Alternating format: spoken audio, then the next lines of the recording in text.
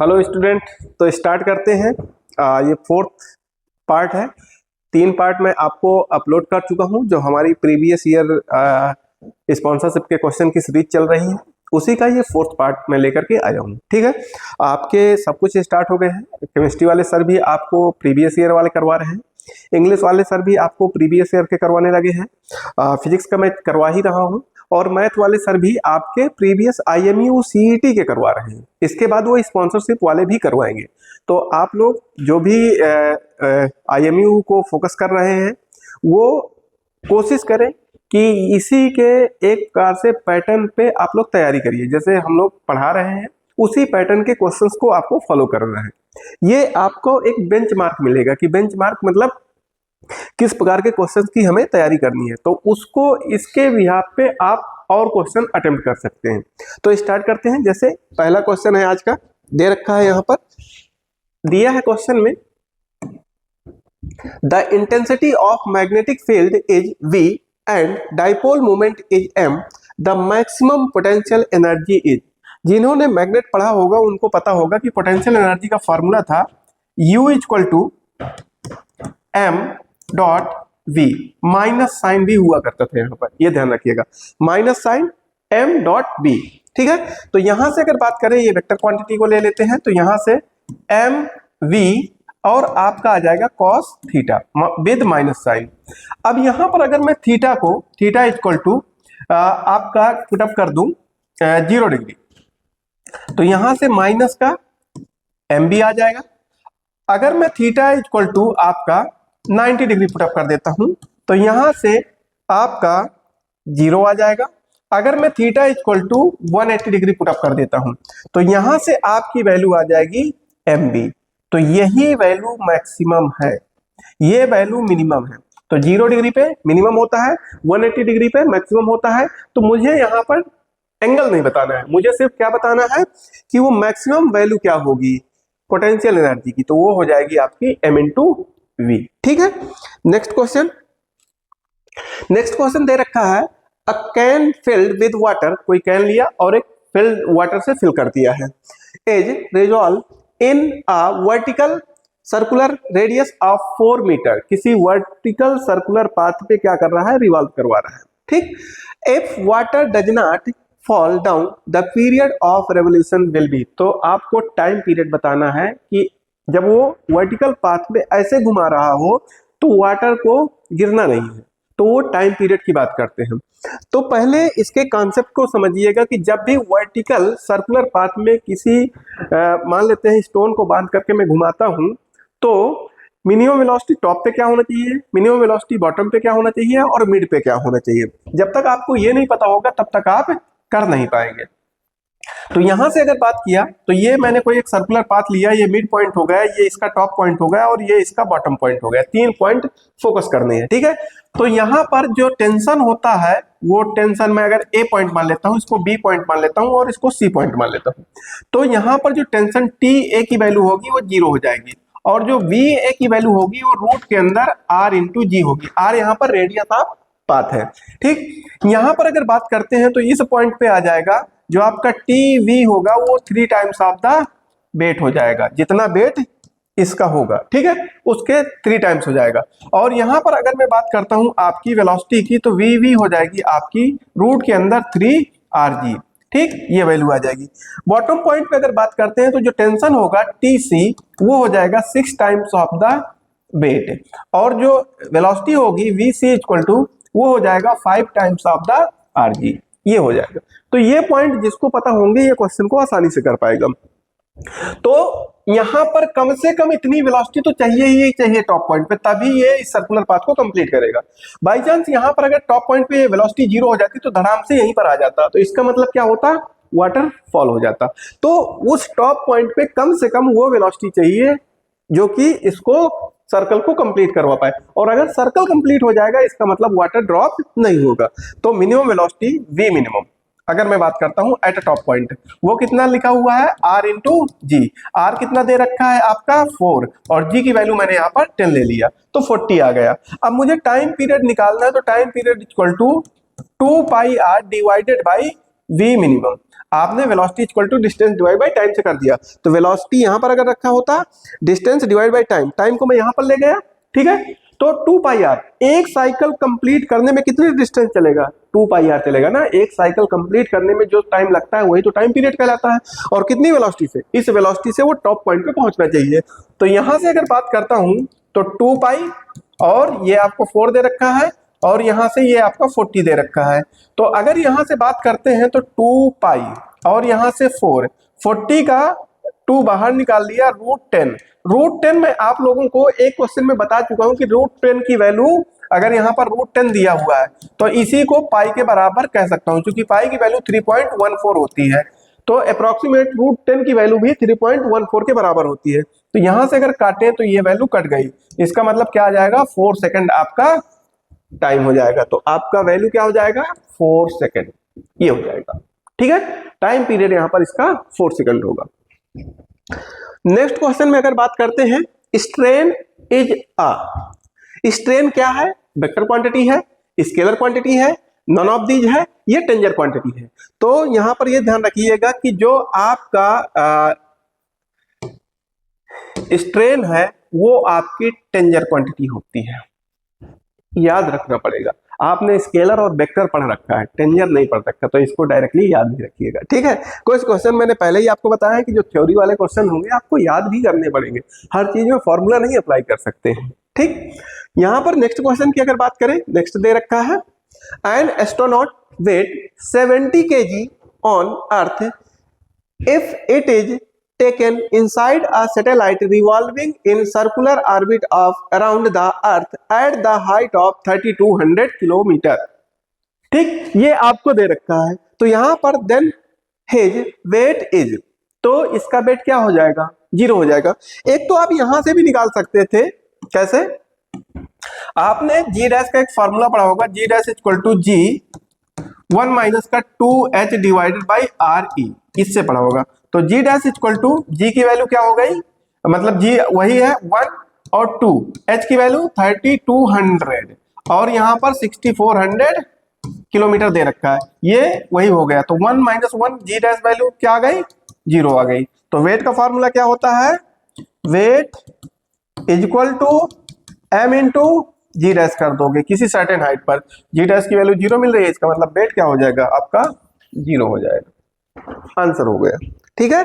Next question कह रखा है, a sphere, a cube and thin circular plate, 3 चीजें दे रखी है, स्फीयर दे रखा है, क्यूब दे रखा है, सर्कुलर प्लेट दे रखा है। आगे कह रखा है of same material, same material भी है, and mass are heated to 200 degree Celsius, 200 degree Celsius से उसको हीट दे रहा है।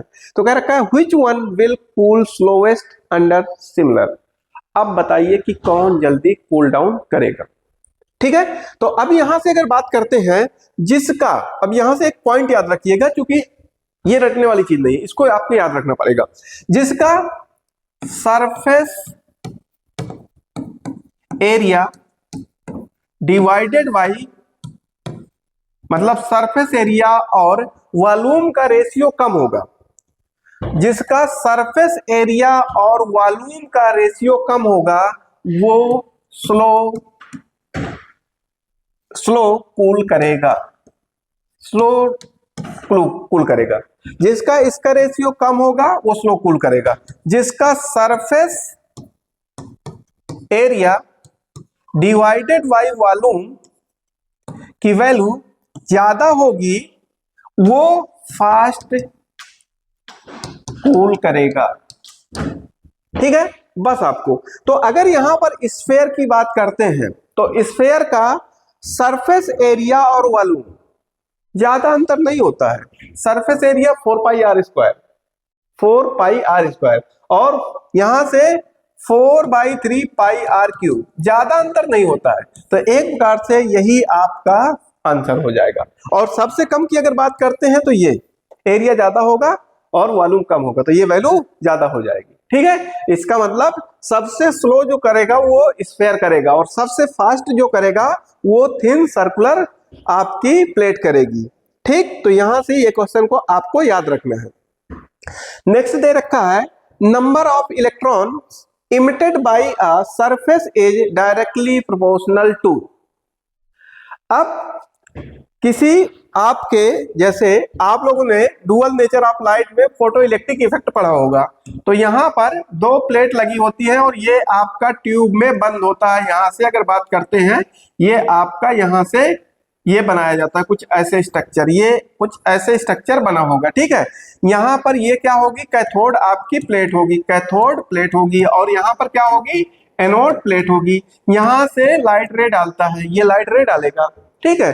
तो ये लाइट रे यहाँ पर पड़ेंगी। अब यहाँ से क्या होगा, आपका इलेक्ट्रॉन निकल कर के मूव करने लगेगा। तो ये देखिएगा, number of electron emitted, number of electron किस पे डिपेंड कर रहे हैं कि कितने एमिट होंगे, वो इंटेंसिटी ऑफ लाइट पे, कि कितनी इंटेंसिटी की लाइट पड़ रही है। तो यहां से इंटेंसिटी ऑफ लाइट, ये आपका आंसर सही हो जाएगा। नेक्स्ट अगर बात करते हैं, दे रखा है इन अ triad valve the amplification is produced due to the action of grid।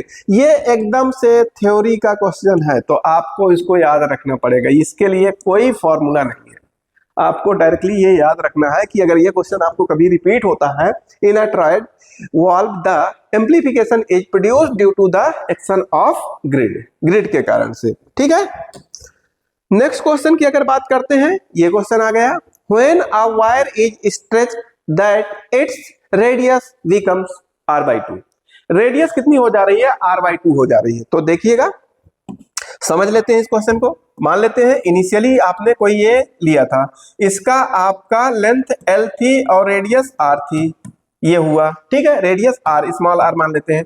बाद में इसको स्ट्रेच कर दिया और रेडियस को क्या कर दिया उसने, r/2 कर दिया, तो ये क्या हो जाएगा, l' हो जाएगा। तो इसका अगर मैं बात करता हूं यहां से, आपका वॉल्यूम मतलब pi l into pi r square equal to l' multiply pi r dash, dash का स्क्वायर मतलब r/2 का स्क्वायर। तो यहां से अगर बात करते हैं, l multiply pi r square, और l' की वैल्यू की अगर बात करें तो यहां से क्या हो जाएगा आपका पाई r स्क्वायर बाई 4। तो ये पाई r स्क्वायर कट जाएगा, तो l' की वैल्यू कितनी हो जाएगी, एक प्रकार से आपकी 4l हो जाएगी। ये वैल्यू निकल करके आई। अब लगा सकते हैं, जो आपका रेजिस्टेंस का फार्मूला होता है rho l divided by a होता है। तो यहां से R equal to rho l divided by pi r square, ये रख दिया। अब इसको खींचा तो इसका r' मान लिया, तो r' इक्वल टू क्या हो जाएगा, रो l' की वैल्यू क्या है 4l और पाई r/2 का होल स्क्वायर। तो यहां से अगर मैं बात करता हूं, r' इक्वल टू क्या आ जाएगा, कंबाइंड करते हैं, 4 को बाहर निकाल लिया, रो l लिख दिया, और ये 4 और जाएगा तो 4 यहां पर एक और आ जाएगा, और नीचे क्या हो जाएगा, पाई r स्क्वायर हो जाएगा। तो r' इक्वल टू 4 4 16, और ये वैल्यू को अगर बात करते हैं तो ये क्या हो जाएगा आपका r के बराबर हो जाएगा। तो यहां से 16r, तो आंसर क्या हो गया 16r, ठीक है। ये आपको क्वेश्चन को करना पड़ेगा। इस प्रकार के क्वेश्चन बार बार पूछे जाते हैं, क्वेश्चन को ध्यान रखिए। कहीं लेंथ को डबल करेगा, जहां पर लेंथ को डबल करे तो आप सिंपल से एक फॉर्मूला याद रखिए, r' equal to n square divided by r। जब डबल लेंथ की बात करेगा, लेंथ को डबल कहेगा तो आप n की जगह 2 रख देंगे। जब रेडियस को अगर डबल कहने की बात कर दे तो ये गलती मत कर देना, लेंथ के रिस्पेक्ट में ये डेरिवेशन किया गया था और ये फॉर्मूला निकल करके आया, इसीलिए मैंने यहाँ पर ये फॉर्मूला नहीं अप्लाई किया कि r' इक्वल टू r/2 है। तो इस फॉर्मूले पे जाते तो r' इक्वल टू क्या हो जाता है, हाफ का square divided by into r, तो यहाँ से 1/4 हो जाता, जो कि आपका क्या होता, गलत होता। बहुत लोग यही फॉर्मूला याद करके रखते हैं और डायरेक्टली क्वेश्चन में रख देते हैं। जब लेंथ की बात करेगा कि मैं डबल कर रहा हूं, हाफ कर रहा हूं, तो n लेंथ के रिस्पेक्ट में रखना होगा। जब रेडियस के रिस्पेक्ट में कहा होगा तो आपको निकालना पड़ेगा, ये गलती नहीं करिएगा, ठीक है।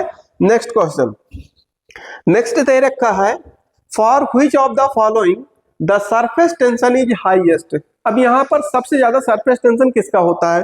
अब ऑप्शन देख लेते हैं। वाटर दे रखा है, सॉफ्ट सोल्यूशन इन वाटर दे रखा है, डिटर्जेंट सोल्यूशन इन वाटर दे रखा है, ग्लिसरॉल वाटर दे रखा है। तो भैया जब आपने इम्प्योरिटी मिला दिया है, आप सिंपल सा एक वाटर का बबल्स बनाइए प्योर वाटर का, वो जल्दी टूट जाता है। आप उसी में आप क्या कर देते हैं, सॉप मिला देते हैं, तो उसका बबल्स बहुत देर तक चलता रहता है। आप कपड़े धुलते होंगे तो देखा होगा उसका बबल टूट ही नहीं रहा है। ठीक है, इसका मतलब जैसे इम्प्योरिटी आपने मिलाया तो उसका क्या हो गया, सरफेस टेंशन डिक्रीज कर गया। तो एक प्रकार से सबसे ज्यादा सरफेस टेंशन किसका होगा, यहाँ पर जो प्योर वाटर दे रखा है इसका सरफेस टेंशन सबसे ज्यादा होगा। ठीक है, नेक्स्ट अगर मैं बात करता हूं यहाँ पर, at 0 degree kelvin which of the following property of gas will be 0। अब कहता है 0 डिग्री टेम्परेचर पर, 0 केल्विन टेम्परेचर पर, तो इसका मतलब T इक्वल टू क्या है, 0 है। अब यहां से काइनेटिक एनर्जी का फॉर्मूला मुझे पता है 3/2 RT, ये फॉर्मूला होता है। ये गैस कांस्टेंट है, T यहाँ पर टेम्परेचर है, तो अगर मैं T की वैल्यू को 0 पुट अप करूं तो 0 नहीं हो जाएगा। इसका मतलब काइनेटिक एनर्जी क्या हो जाएगी, 0 हो जाएगी, फ्रीज हुआ होगा, उसके मॉलिक्यूल्स मूव ही नहीं कर रहे होंगे। इसका मतलब क्या, काइनेटिक एनर्जी 0 हो चुकी है। नेक्स्ट अगर बात करते हैं, नेक्स्ट दे रखा है an EMF 20 millivolt is induced in a solenoid by rate of change of current 4 ampere per second. ठीक, तो कह रखा है the self inductance of the solenoid is, simple सा एकदम से फॉर्मूला है सोलेनॉइड का। जब आप निकालते थे तो वहां से करंट और EMF के बीच का एक रिलेशन मिला करता था आपको, क्या, यहां से EMF इक्वल टू LdI/dt, ये मिला करता था। तो यहां से आपको ये वैल्यू दे रखा है 20 मिली वोल्ट, और यहां से L मुझे निकालना है, और इसकी वैल्यू एम्पियर पर सेकंड, मतलब क्या दे रखा है 4। तो यहां से इसको काटा तो कितने टाइम्स कट गया, आपका 5 टाइम्स कट गया। तो L इक्वल टू आपका, अगर मैं यहां से बात करता हूं तो 5 मिली वोल्ट, और यहां से यूनिट क्या आ जाएगी, सेकंड ऊपर चला जाएगा और एम्पियर नीचे आ जाएगा। इसका मतलब होता है आपका मिली हेनरी। तो 5 आपको एक ही ऑप्शन में तो दिया था, बाकी चीज छोड़ भी दीजिए, 5 कहां पर दिया है, आपको यही तो दिया है, मिली के लिए एम आ गया है, और इसकी यूनिट का मतलब आपका क्या हो जाएगा, हेनरी हो जाएगा। तो इसका मतलब 5 मिली हेनरी, आपका ये ऑप्शन हो गया। नेक्स्ट अगर बात करते हैं इलेक्ट्रोमोटिव फोर्स, अभी वही EMF जो हमने पढ़ा था, is the force which is able to maintain a constant. किसको मेंटेन करने के लिए EMF होता है, करंट को मेंटेन करने के लिए होता है। करंट मेंटेन होती है, एक प्रकार का वोल्टेज होता है। EMF का मतलब एक प्रकार का वोल्टेज होता है, और वोल्टेज का मतलब करंट को मेंटेन करेगा। ठीक है, तो यहां से आपका क्या आ गया, करंट, करंट को एक प्रकार से कांस्टेंट रखने की कोशिश करेगा।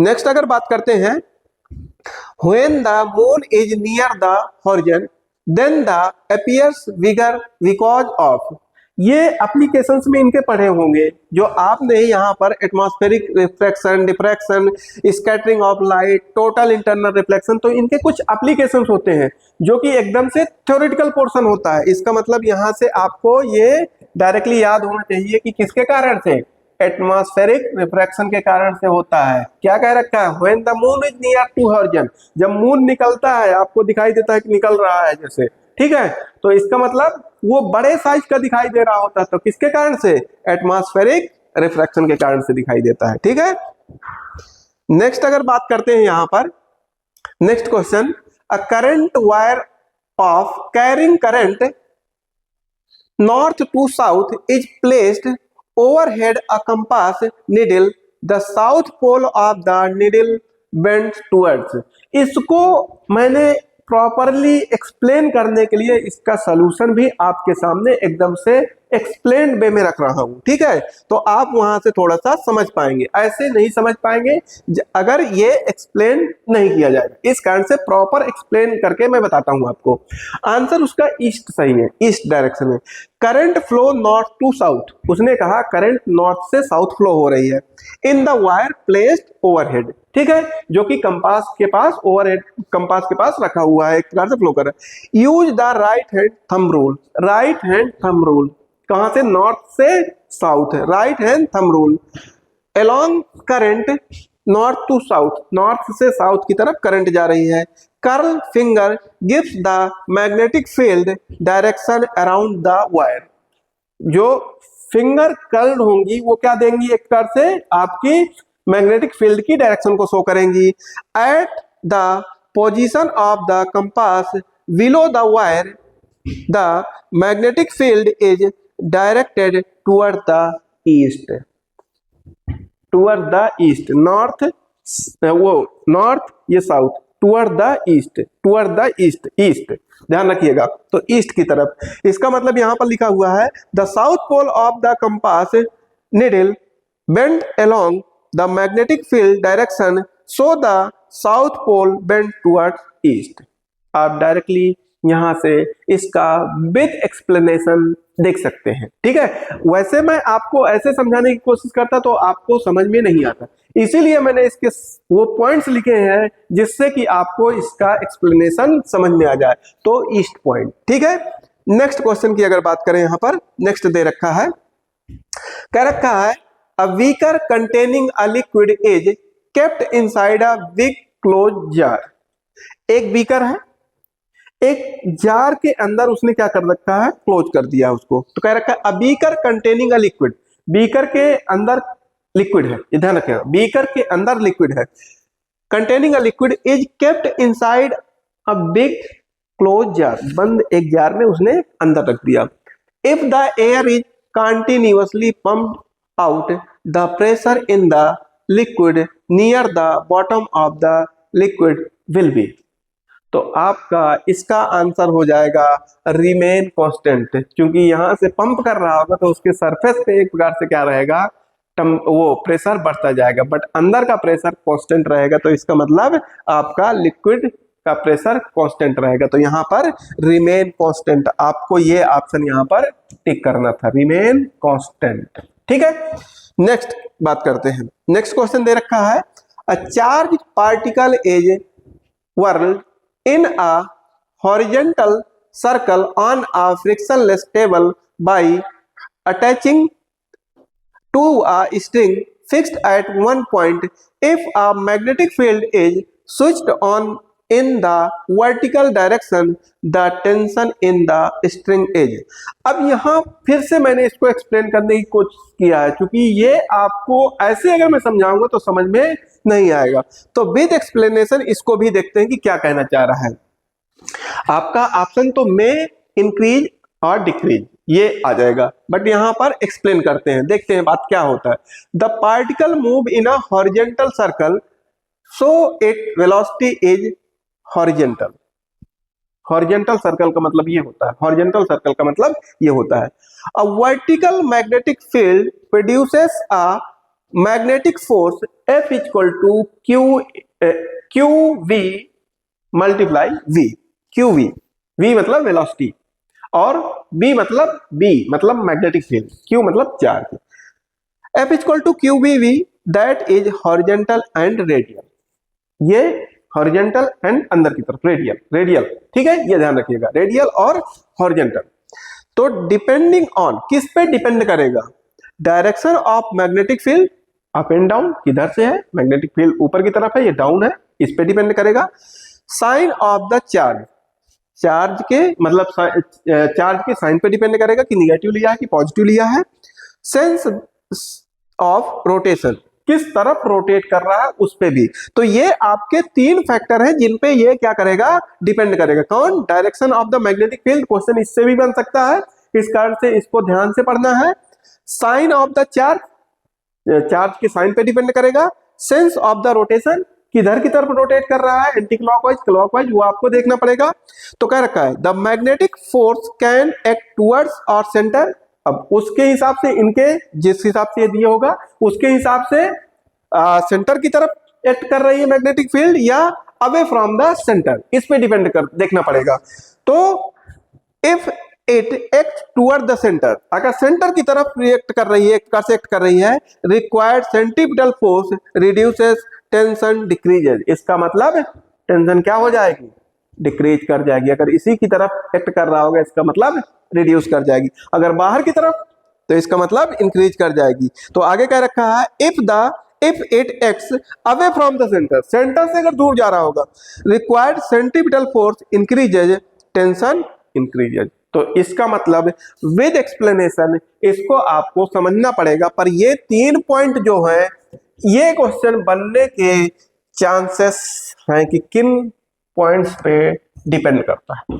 ये अगली बार के लिए या किसी क्वेश्चन कहीं पर भी किसी अदर एग्जाम में पूछा जा सकता है जो अलग अलग। ये एक जो मैं करवा रहा हूं ये कंपनी का स्पॉन्सरशिप के क्वेश्चंस हैं, ये भी ध्यान रखिएगा, ठीक है।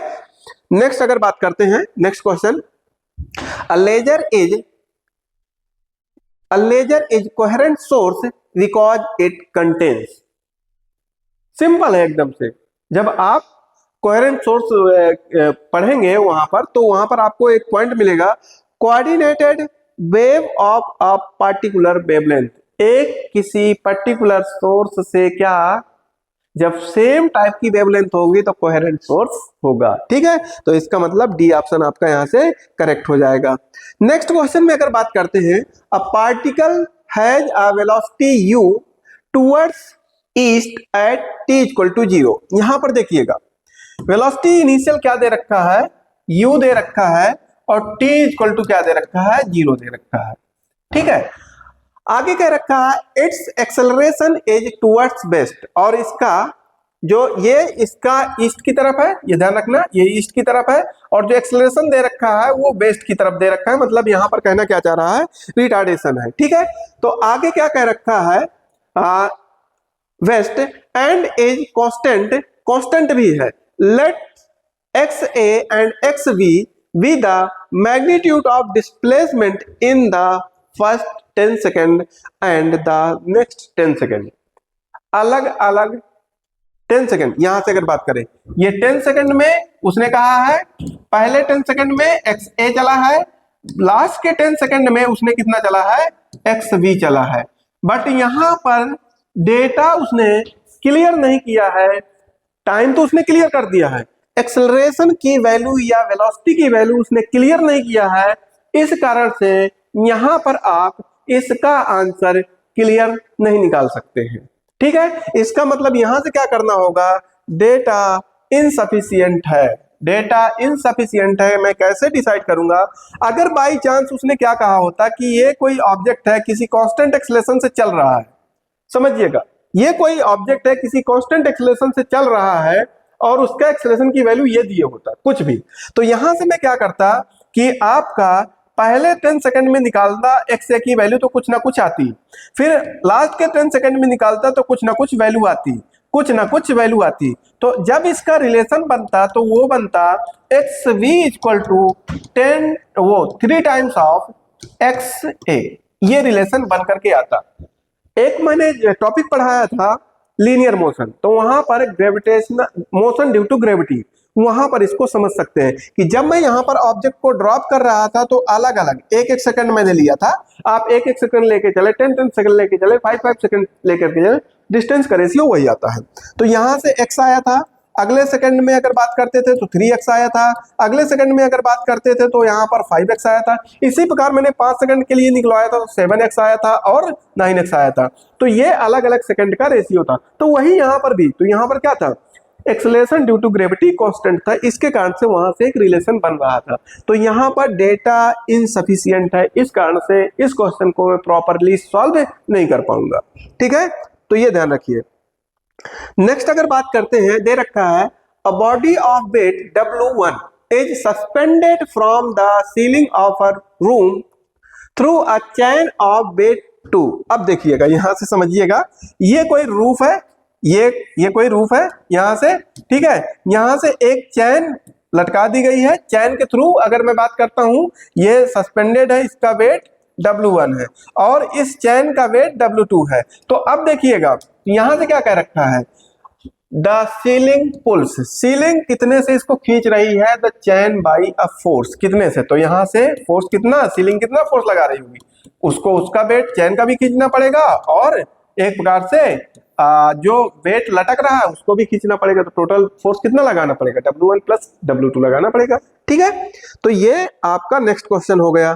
नेक्स्ट दे रखा है, a positively charge particle projected towards east is deflected towards north bye a magnetic field में बी। इसको फिर से मैं क्वेश्चन को विद एक्सप्लेनेशन आपको दिखा रहा हूं। तो यहां पर देखिएगा डाउनवर्ड कह रखा है, यहां पर ऑप्शन देख लीजिए, टुवर्ड्स साउथ, टुवर्ड्स अपवर्ड और डाउनवर्ड टुवर्ड्स वेस्ट, ये दे रखा है। अब इसके आंसर जो है वो क्वेश्चन के हिसाब से डाउनवर्ड दे रखा है। तो रीजन इसके पीछे, right hand rule, velocity of the positive charge is towards east, अगर velocity of positive charge east की तरफ है। ठीक है, आगे क्या कर रखा है, deflection force is towards north, north की तरफ उसका डिफ्लेक्शन फोर्स है। तो मैग्नेटिक फोर्स, इसका मतलब किधर की तरफ होगा, डाउनवर्ड होगा, मैग्नेटिक फोर्स डाउनवर्ड होगा, जस्ट अपोजिट। तो ये आपके कुछ क्वेश्चन थे जिसको मैंने आपका एक्सप्लेनेशन के साथ समझाने की कोशिश किया। तो इस प्रकार के क्वेश्चंस आते हैं और अगर इसकी बात करते हैं तो ये एक अच्छी कंपनी के क्वेश्चंस हैं जिसको कहते हैं MSc, इसके क्वेश्चंस। ठीक है, तो ये ध्यान रखिएगा, आप इनको ध्यान से पढ़िए, क्वेश्चन इस प्रकार के पूछे जाते हैं। तो थ्योरी, न्यूमेरिकल, फॉर्मूले साथ में लेकर के चलना पड़ेगा, सब कुछ आपको पढ़ना पड़ेगा, तब आपका एग्जाम क्लियर होता है। तो आज के लिए इतना ही रखते हैं। Thank you, bye bye.